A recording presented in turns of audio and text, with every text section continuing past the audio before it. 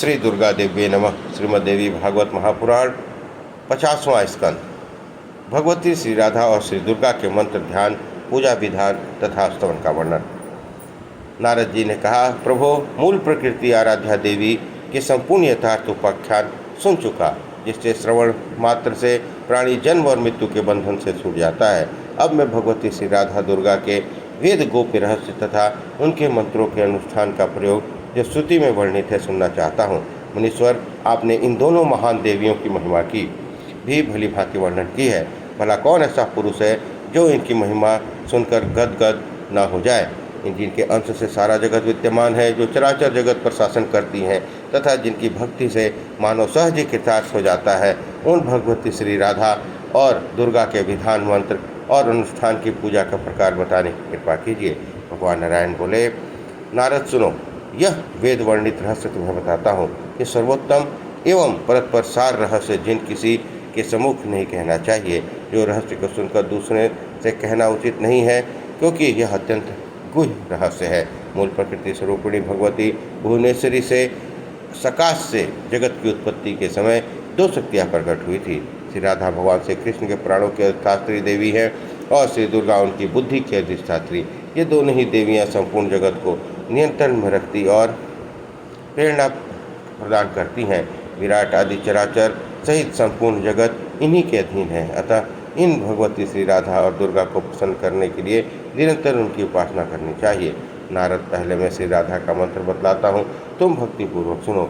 इस श्रेष्ठ मंत्र का ब्रह्मा, विष्णु और देवताओं में सदा सेवन किया है। श्री राधा इस शब्द से के अंत में चतुर्थी विभक्ति लगाकर उनके आगे बरही जाया अर्थात स्वाहा शब्द जोड़ दिया जाना चाहिए।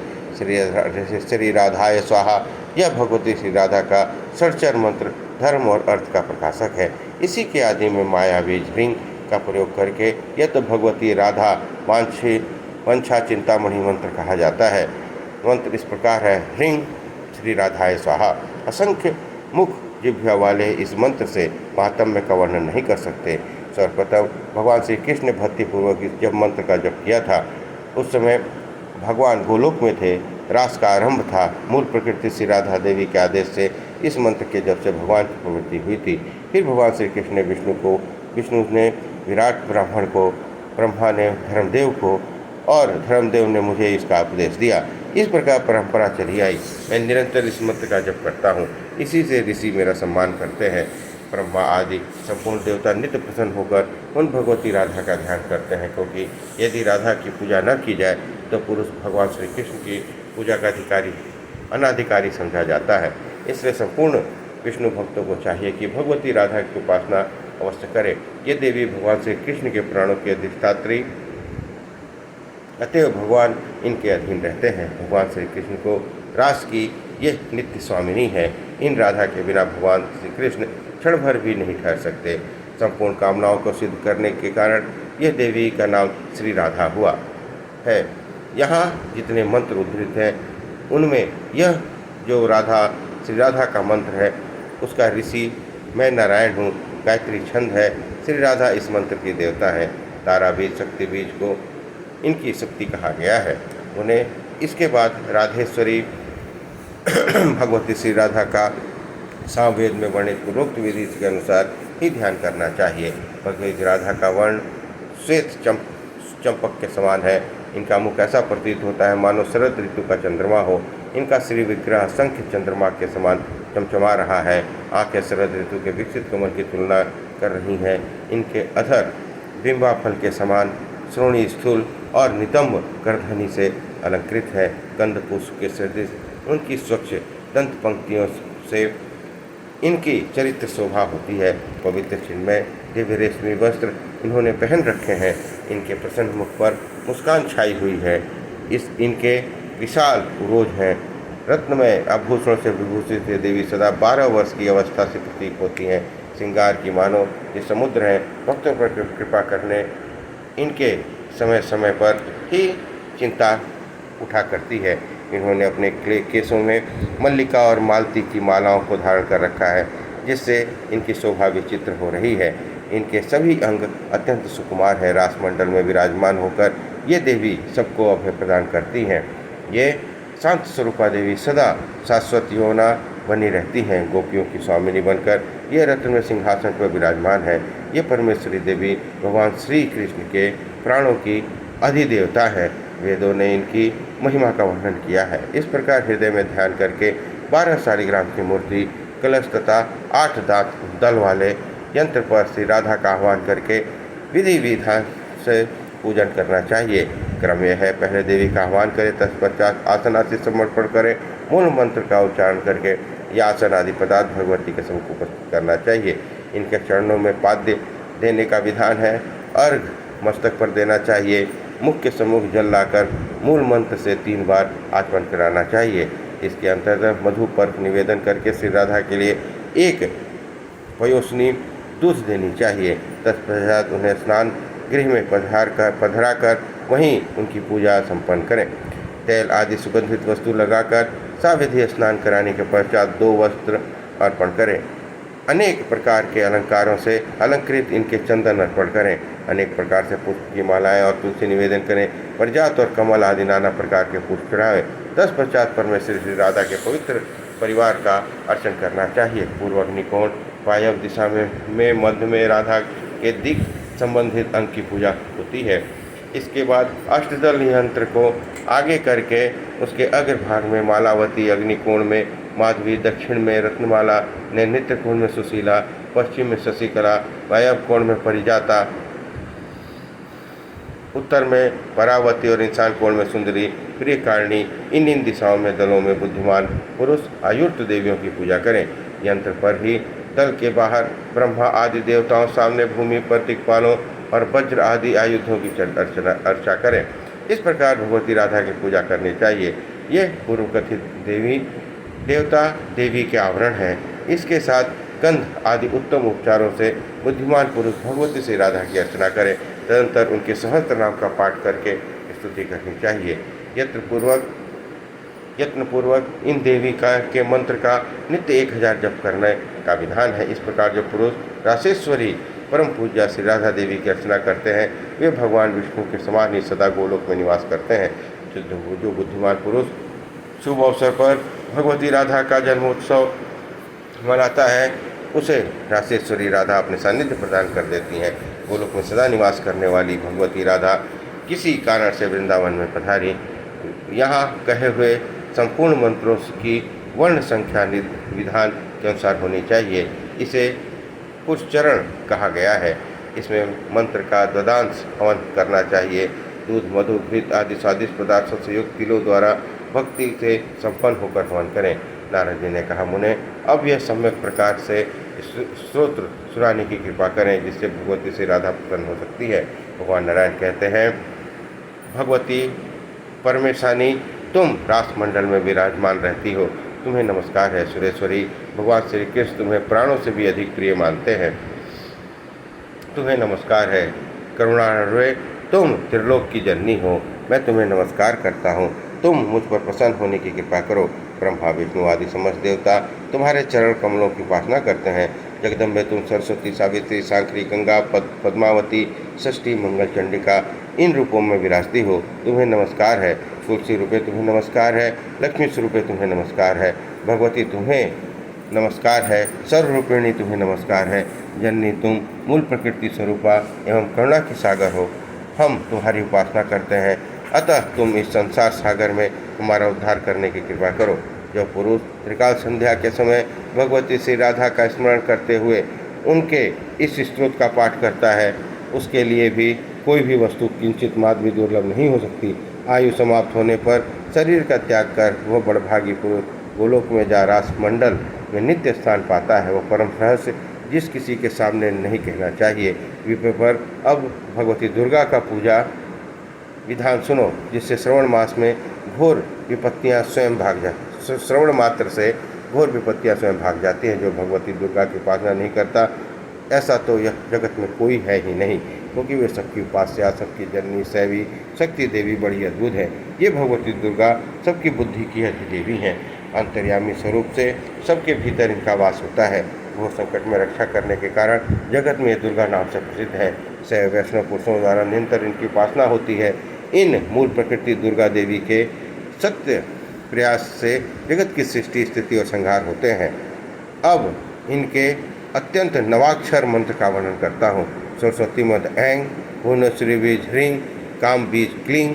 इन तीनों बीजों के आदि में क्रमशः प्रयोग करके चामुंडाय और इस पद में लगाकर विचे ये 2 अक्षर जोड़ दिए जाएं, अर्थात ओम ऐंग ह्रीं क्लीं चामुंडाय विचे।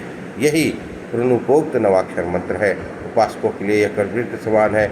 इस नवाण मंत्र से भगवान ब्रह्मा, विष्णु, रुद्र ये तीनों ऋषि कहे गए हैं। गायत्री, उद्विग्न और त्रिपुट ये 3 छंद हैं। महाकाली, महालक्ष्मी, महालक्ष्मी और महासरस्वती देवता है तथा रक्तदंतिका, दुर्गा और भ्रामरी बीज है। नंदा, शाकंभरी और भीमा शक्तियाँ कही गई हैं। धर्म, अर्थ, काम और मोक्ष की प्राप्ति के लिए इस मंत्र का प्रयोग किया जाता है। ऐंग ह्रीं क्लीं 3 बीज मंत्र, चामुंडा ये 4 अक्षर और विचे में 2 अक्षर है। ये ही मंत्र के अंग है। प्रत्येक के साथ नमः या स्वाहा, विसठ, हुम, वसठ, फट ये 6 जाति संज्ञक वर्ण लगाकर शिखा, दोनों नेत्र, दोनों कान, नासिका, मुख, गुदा आदि स्थानों में इस मंत्र का वर्ण का न्यास करना चाहिए। ध्यान इस प्रकार करें। तीनों नेत्रों से शोभा पाने वाली भगवती महाकाली की मैं उपासना करता हूँ। मैं अपने हाथों में खड़ग, चक्र, गदा, बाण, धनुष, पारिक, शूल, विभूषणी, मस्तक, शंख धारण करती हैं। वे समस्त अंगों में दिव्य आभूषणों से विभूषित हैं। उनके शरीर की कांति नीलमणि के समान है और वे 10 मुख और 10 पैरों से युक्त हैं। कमलासन ब्रह्मा जी ने मधुकैटभ का वध करने के लिए इन महाकाली की उपासना की थी। इस प्रकार काम बीज स्वरूपिणी भगवती महाकाली का ध्यान करते हैं। माँ लक्ष्मी का ध्यान, जो अपने हाथों में अक्षमाला, फरसा, गदा, बाण, वज्र, पद्म, धनुष, कुंडिका, दंड, शक्ति, खड़ग, ढाल, घंटा, मधुपात्र, त्रिशूल, पास और सुदर्शन चक्र धारण करती हैं, उनका वर्ण अरुण है तथा जो लाल कमल पर विराजमान है, उन महिषासुर मर्दनी भगवती लक्ष्मी का मैं भजन करता हूँ। महासरस्वती का ध्यान, जो अपने कर कमलों से घंटा, शूल, हल, शंख, मुसल, चक्र, धनुष और बाण धारण करती हैं, कुंद के समान जिनकी मनोहर कांति है, जो शुंभ आदि दैत्यों का नाश करने वाली हैं, वाणी भी जिनका स्वरूप है और जो सच्चिदानंद स्वरूप विग्रह से संपन्न है, उन भगवती महासरस्वती का मैं ध्यान करता हूँ। प्राज्ञ, अब यह मंत्र बतलाता हूँ, सुनो। 6 कोण से युक्त त्रिकोण यंत्र होना चाहिए। चारों ओर अष्टदल कमल हो, कमल के 24 पंखुड़ियाँ होनी चाहिए। वह भूग्रीव से युक्त हो। यूँ मंत्र के विषय में चिंतन करें। शालिग्राम, कलश, यंत्र, प्रतिमा, बाण चिन्ह, सूर्य में एकनिष्ठ होकर भगवती की भावना करके पूजा करें। जय और विजय आदि शक्तियों से संपन्न पीठ पर देवी की अर्चना तथा श्रेष्ठ माना गया है। यंत्र के पूर्व कोण में सरस्वती सहित ब्रह्मा, नेतृत्व कोण में लक्ष्मी सहित हरि, वायव्य कोण में पार्वती सहित शंभु की पूजा करनी चाहिए। देवी के उत्तर सिंह की, बाईं ओर महिषासुर की पूजा का नियम है। 6 कोण से क्रमशः नंदजा, रक्तजा, शाकंभरी, शिवा, दुर्गा, भीमा, भ्रामरी की पूजा होनी चाहिए। 8 दल में ब्राह्मी, महेश्वरी, कौमारी, वैष्णवी, वाराही, नरसिंही, ऐन्द्री और चामुंडा की अर्चना करें। इसके बाद 24 पंखुड़ियों के पूर्व में क्रमशः विष्णु, माया, चेतना, बुद्धि, निंद्रा, क्षुधा, छाया, पराशक्ति, तृष्णा, शांति, जाति, लज्जा, शांति, श्रद्धा, कीर्ति, लक्ष्मी, धृति, वृत्ति, श्रुति, स्मृति, दया, तुष्टि, पुष्टि, माता, भ्रांति, इन देवियों की पूजा करनी चाहिए। तदंतर भूगिर कोण में गणेश, क्षेत्रपाल, वटो, योगिनी की भी बुद्धिमान पुरुष पूजा करें। इससे 12 वज्र आदि आयुधों सहित इंद्र आदि देवताओं की पूजा करें। इसी रीति से भगवती का आवरण परिकारणों से पूजा होती है। भगवती श्री दुर्गा के प्रसन्न होने के लिए भांति भांति के राजोपचार उन्हें अर्पण किए जाएं। तत्पश्चात अर्थ का ध्यान रखते हुए नवार्ण मंत्र का जाप करें। इसके बाद भगवती के सामने सप्तशती स्तोत्र का पाठ करना चाहिए। ये स्तोत्र के समान त्रिलोक में दूसरा कोई स्तोत्र नहीं है। पुरुष को चाहिए कि प्रतिदिन इसी स्तोत्र से भगवती श्री दुर्गा को प्रसन्न करने में लगे रहें। ऐसा करने वाला पुरुष धर्म, अर्थ, काम और मोक्ष का आलय बन जाता है। विप्र, यह भगवती श्री दुर्गा के पूजन के प्रकार में बता चुका हूँ। इसके प्रभाव से पुरुष कृतार्थ हो जाता है। संपूर्ण देवता भगवान श्री हरि, ब्रह्मा, प्रमुख मनुगण, ज्ञानविष्ट, मुनि आश्रमवासी, योगी, लक्ष्मी आदि देवियाँ, ये सब के सब भगवती दुर्गा का ध्यान करते हैं। इसी समय जन्म की सफलता समझी जाती है। जब भगवती दुर्गा देवी का स्मरण हो जाए 14 मनुओं ने भगवती दुर्गा के चरणों का ध्यान करके ही मनुपद को प्राप्त किया है। इन श्री दुर्गा देवी की कृपा से देवता अपने अपने स्थान पर विराजमान रहते हैं। मुने यह संपूर्ण उपाख्यान परम रहस्यमय है। इसमें देवी या प्रकृति के 5 मुख्य स्वरूपों और उनके अंशों में वर्णन हुआ है। इसमें नित्य श्रवण करके मनुष्य 4 प्रकार के पुरुषार्थों को प्राप्त कर लेता है। इसमें संशय नहीं है। मेरी यह वाणी सत्य है, सत्य है। इस रहस्य के प्रभाव से संतानहीन पुत्रवान विद्या के अभिलाषी विद्वान बन जाते। यही नहीं, जिसको जिस जिस वस्तु की कामना होती है वह उस रहस्य रूप के फलस्वरूप उस मनोरथ को प्राप्त कर लेता है। नवरात्र में मन को सावधान करके देवी भगवती दुर्गा के सम्मुख इस स्तोत्र का पाठ करना चाहिए। इससे जगतदात्री भगवती जगदम्बा अवश्य संतुष्ट हो जाती हैं। जो पुरुष प्रतिदिन इस सप्तशती स्तोत्र के एक अध्याय का भी पाठ करता है तो भगवती उसके अनुकूल हो जाती है, क्योंकि वह सप्तशती स्तोत्र देवी को प्रसन्न करने का परम साधन है। इस विषय में यथाविधि शकुन की परीक्षा करनी चाहिए। देवी के दिव्य हस्त अथवा बटु के कर कमल से यह परीक्षा होती है। इसके अपने मरोथ चिन्ह संकल्प के पुस्तक की अर्चना करने का विधान है। तत्पश्चात जगदीश्वरी देवी जगदम्बा को पुनः प्रणाम करें। उस समय एक कन्या को भली भांति स्नान कराकर वहाँ विराजमान करें।